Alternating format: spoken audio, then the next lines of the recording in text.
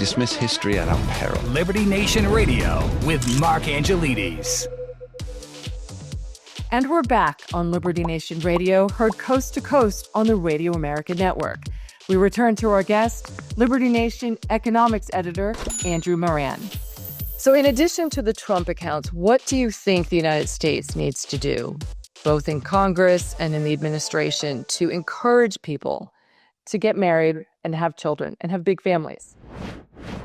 I guess for the average person, emulating programs you see in Europe or Asia could be one factor. I mean, you could have monthly stipends, you could have paid maternity leave.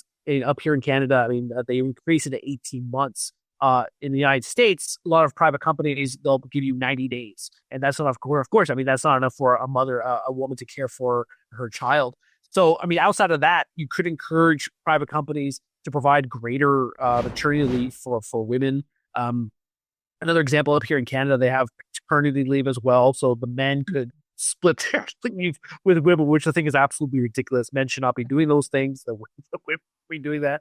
But overall, I mean, aside from government interventions, it's hard to see what the administration can do. I mean, they could create more affordable. They could foster policies that provide real wage growth. So that's inflation-adjusted wage growth that outpaces the cost of living. That's one thing you do. Bring home prices. That's also another barrier to entry into the idea of parenthood. It's very challenging for people to afford a place in today's world.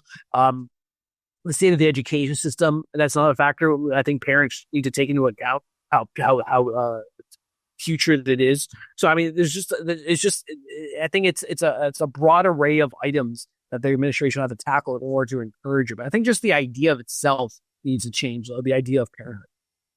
Well, you've hit on all the things that he's doing. He's getting rid of the Department of Education or dismantling it and putting that back in the state's hands. The One Big Beautiful Bill is making life a little bit more affordable. Gas prices are down. Which one of those is not working? Well, of course, we're not going to see the fruits for a while, but it sounds like he's covered a lot of those things. But ultimately, as libertarians or conservatives, we know that the government shouldn't be involved in our personal lives that much. What can society do to kind of cheer each other on and make it in vogue again to get married and have kids? How about go to church, join a club, hang out with your married friends? You could make that a rhetorical question. I mean, I could joke by saying, I'm a hermit, so I have no clue about what society does. And you could say, well, here's my suggestion. Yada, yada, yada. You're not a hermit. My parents used to do that when I was a kid. We always had somebody who was single over for dinner. I don't know, if that was my dad had this buddy, Eddie, who would never get married, and Eddie was always over for dinner. I think he was trying to show him that married life was a good thing. One more thing I wanted to talk about, because we've talked a lot about what it does to the family, what it does to the society, but what does it do to the kids? Because we know that they need to have a lot of affection and attention growing up. So less people around, less hugs, less attention. We talked about some of those statistic numbers, but do you think it hardens them to getting married later? Do you think it preconditions them to stay single because they've seen things at home that they don't like, or they just are soured on marriage?